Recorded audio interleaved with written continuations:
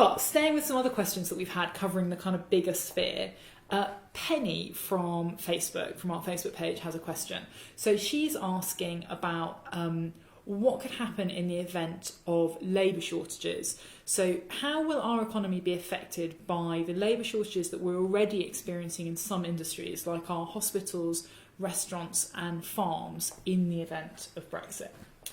Well, I think it will depend very much it does depend very much on specific sectors. So, for example, in farming, where the prospect of replacing European workers with British workers is actually pretty remote, then I would expect, either in some for some aspects of farming, you might be able to replace workers with machines. In others, farms will just find themselves uneconomic. So strawberry farming, for example, I would expect to shrink as a sector in the UK.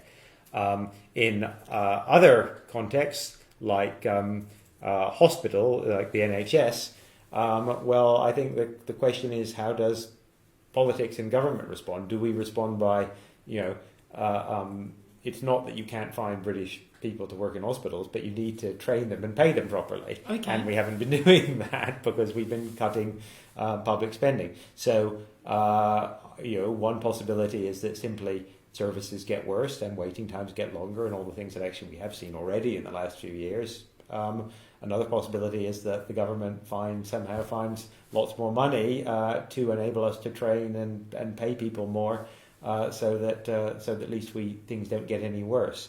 But that is a function of how the political system and our politicians respond to these pressures.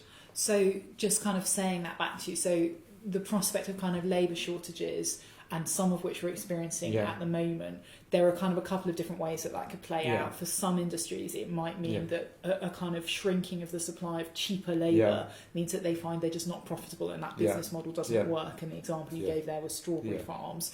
But for other industries, particularly those where the state has a role in kind of ensuring there's adequate employees available, it might be that we need to have a big investment programme in kind of training and support to keep those going. So particularly thinking about hospitals and the NHS. And another option not for those two sectors, for other sectors, is simply that activity moves abroad. So I think in something like financial services and a lot of sort of London-based private, high-value private sector service industries, so that financial services, but also things like accounting, law, finance, and so on, which rely to a significant extent on a supply of relatively young, often but high-skilled, usually graduate, often people who've come here to study and then stay on.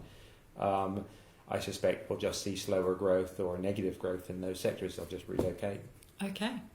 So that's a kind of sense of what might happen in terms of our jobs market and kind of those sectors.